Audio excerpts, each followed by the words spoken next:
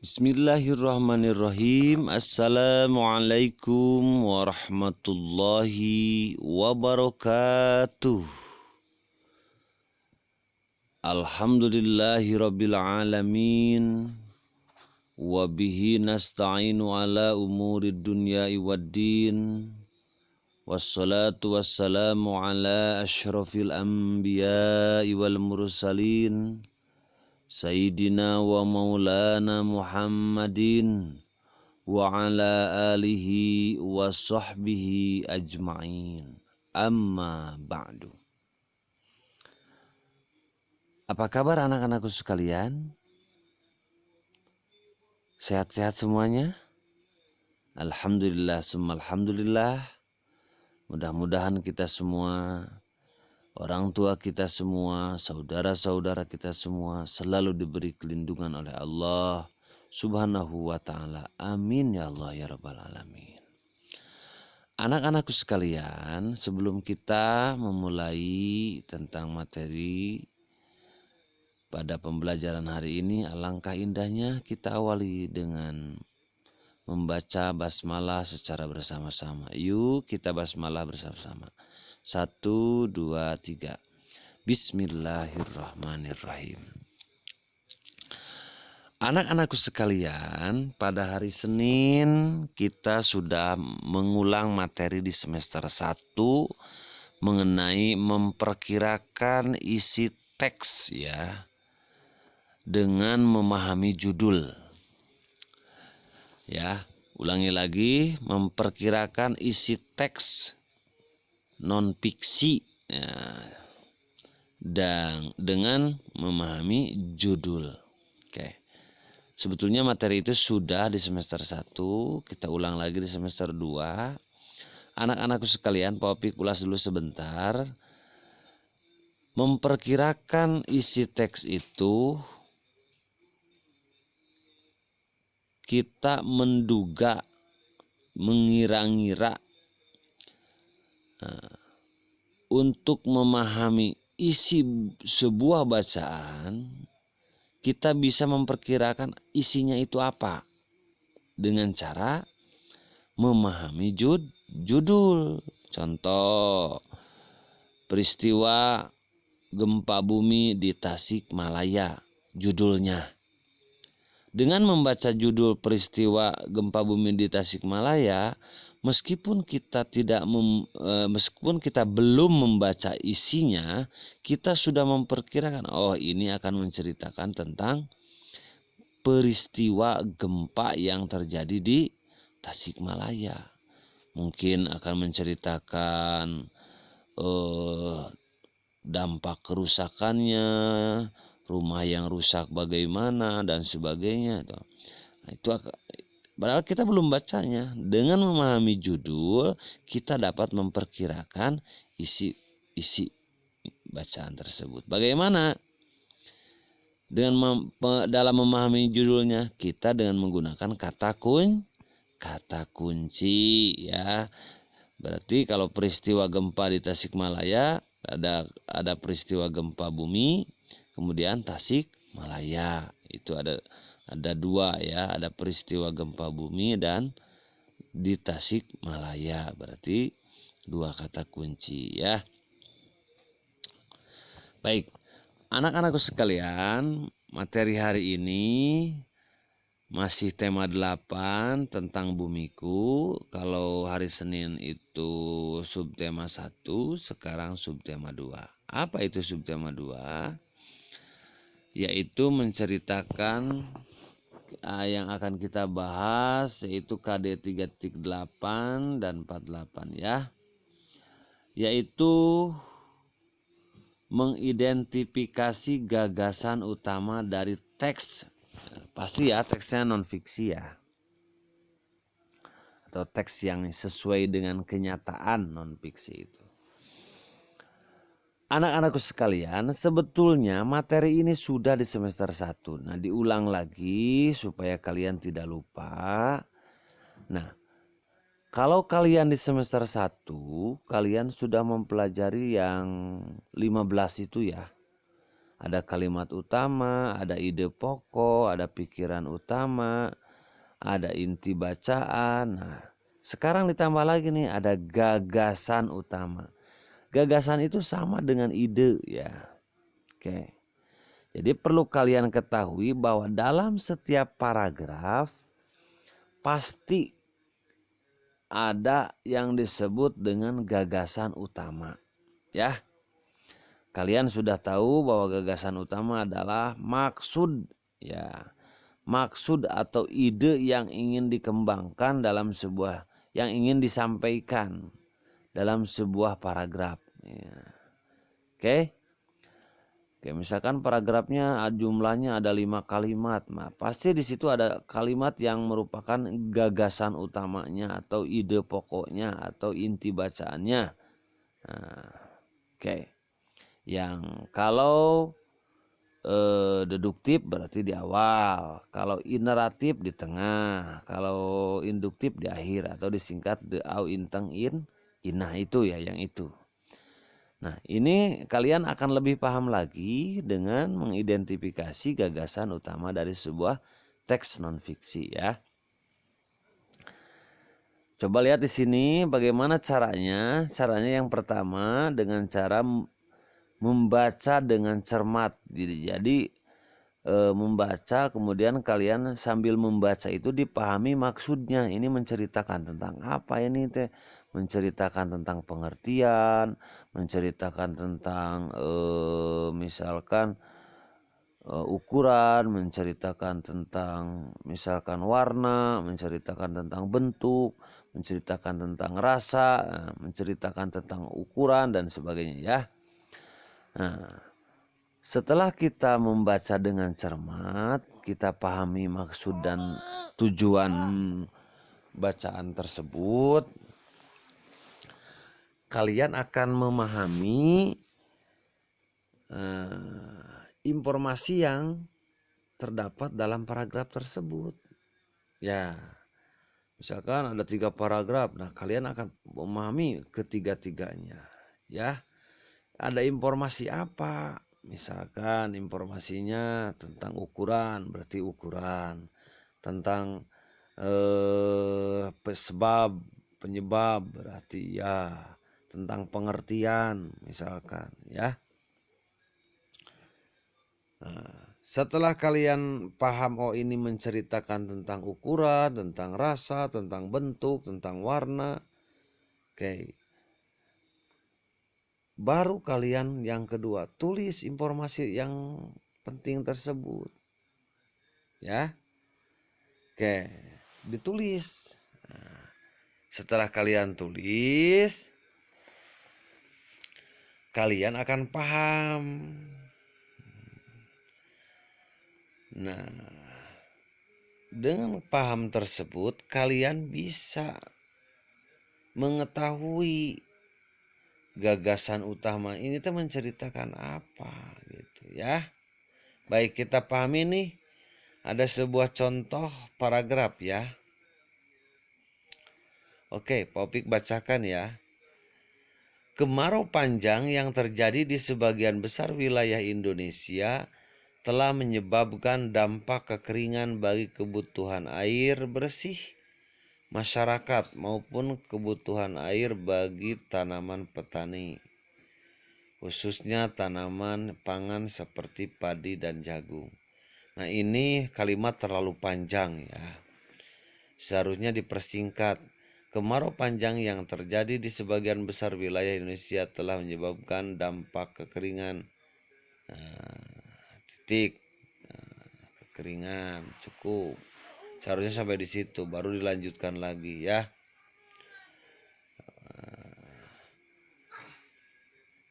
Oke. Nah, di sini kita dapat melihat ya, dengan kemarau panjang yang terjadi di sebagian besar wilayah Indonesia telah menyebabkan dampak kekeringan. Oh, berarti ini menceritakan gagasan utamanya, kita informasinya apa dulu. Kan tadi baca dengan cermat, kemudian tulis informasinya.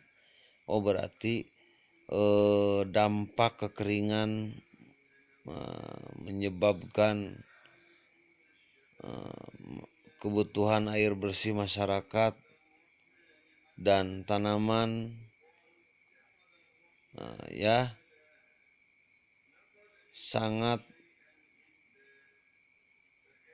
mendesak atau bisa ya seperti begitu. Nah, jadi ini informasinya bahwa dampak kekeringan di Indonesia bagi masyarakat dan tanaman petani boleh ya. Jadi kalimat gagasan utama tersebut itu perlu kalian ketahui. Ini gagasan utamanya kalau deduktif di awal.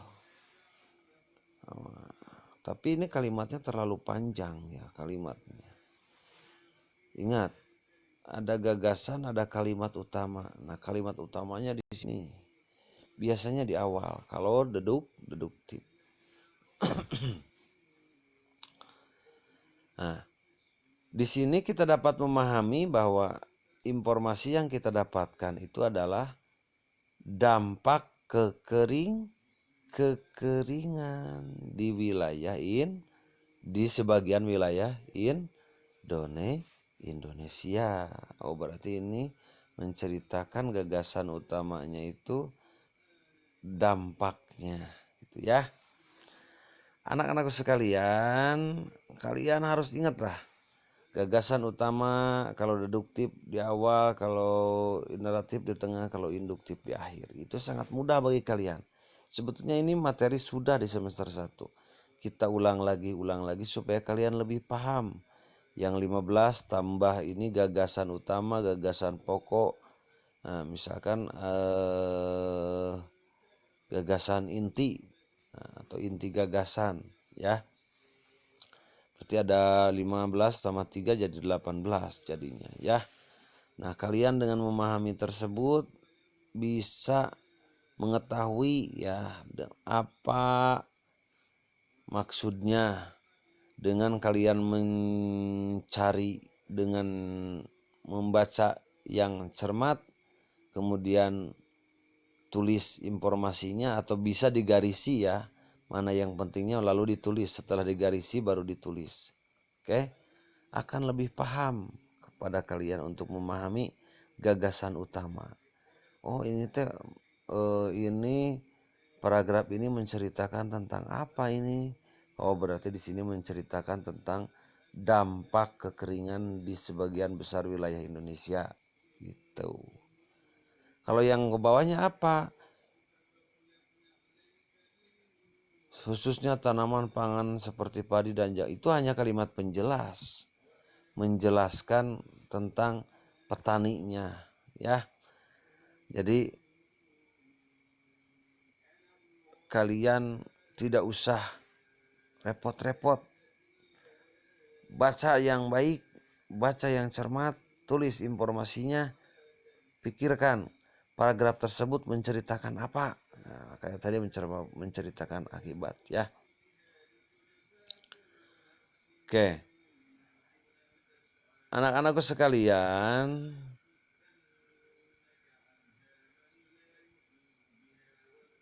nanti kita akan masuk lagi ke menyajikan informasi ya dalam bentuk peta pikiran. Tuh kan peta pikiran udah.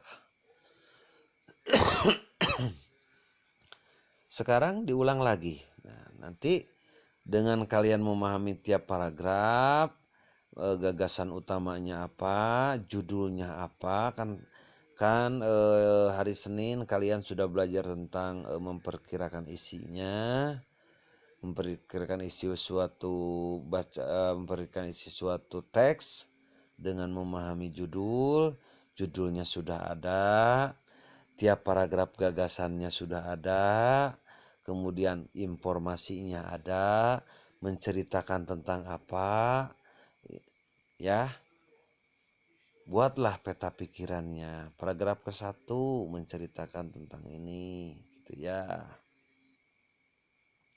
Nah, di sini juga ada tandai ya. Dan bacalah kalimat yang mengandung kata kunci.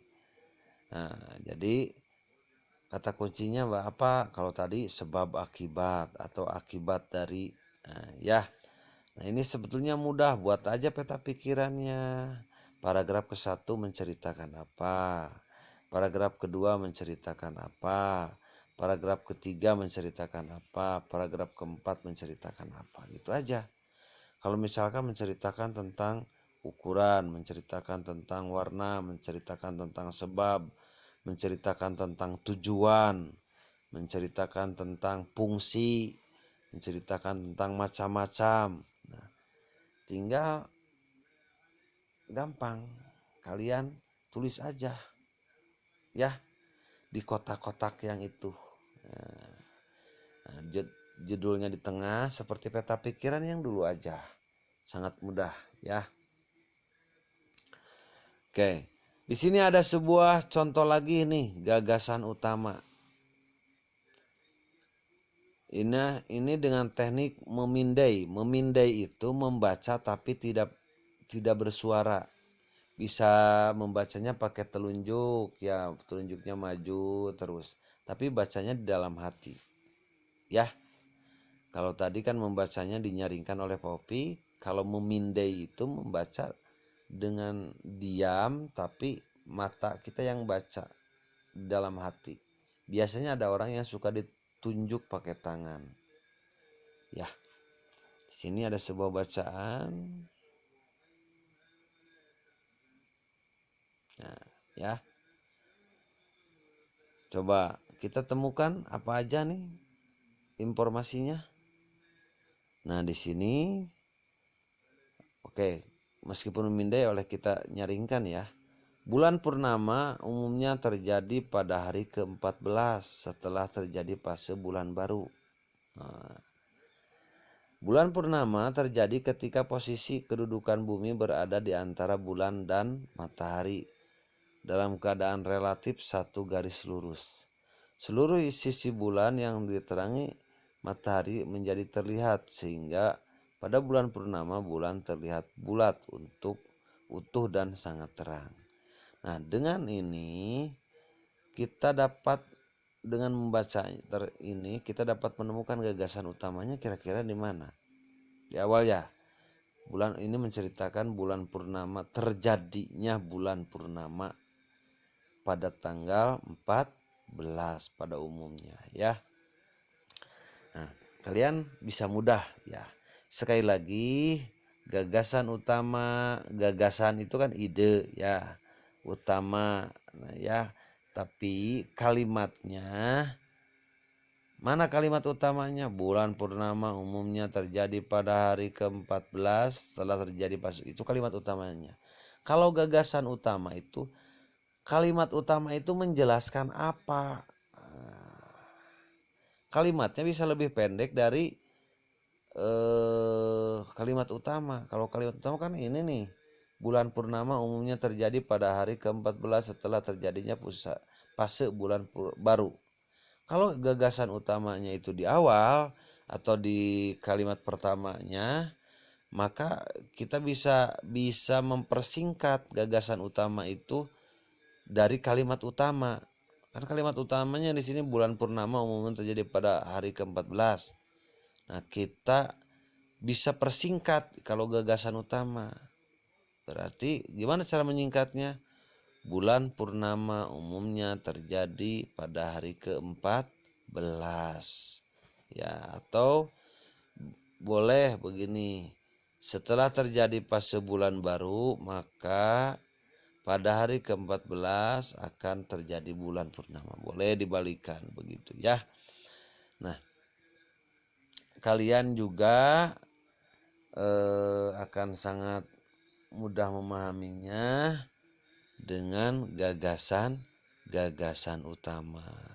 Jadi Senin kemarin kita memperkirakan isi teks dengan memahami judul, kemudian gagasan utamanya ada, membuat peta pikiran, nanti ada kesimpulan sama dengan semester 1, hanya lebih dipahami lagi ya. Kira-kira anak-anakku sekalian paham tentang gagasan utama? Gagasan utama itu berarti hampir mirip dengan penjelasan bukan hampir mirip, tambahan dari penjelasan semester 1 yang 15 itu ya, kalimat utama, gagasan pokok, gagasan utama, kalimat utama, ide pokok, kan pokok pikiran, pikiran utama, inti baca. Nah, di sini ditambah lagi gagasan utama. Baik anak-anakku sekalian, untuk pembelajaran hari ini kita cukupkan dulu sampai di sini. Insya Allah ketemu lagi hari Senin, kita akan membahas tentang peta pikirannya ya. Nah, kalian silahkan buka-buka dulu buku semester 1 tentang peta pikiran ya. Bagaimana memetakan pikiran dari sebuah judul bacaan. Nah, kalau dulu itu ada 5W1H ya. Kalau bacaannya panjang pakai 5W1H. Kalau bacaannya cuma 4 paragraf atau hanya 4 paragraf atau 3 paragraf, bisa langsung kita pahami. Paragraf 1 menceritakan apa, paragraf 2 menceritakan apa, 3 atau apa, atau 4 apa. Kalau bacaannya pendek. Kalau bacaannya panjang bisa pakai 5W1H ya. Baik anak-anakku sekalian, itu yang dapat Popik sampaikan. Mohon maaf atas kekurangannya ya. Untuk pelajaran mengulang ini Popik sampaikan, semoga pembelajaran kita dapat mengingat kembali materi-materi yang sudah kalian pelajari di semester 1. Itu aja yang Popik dapat sampaikan. Wassalamualaikum warahmatullahi wabarakatuh.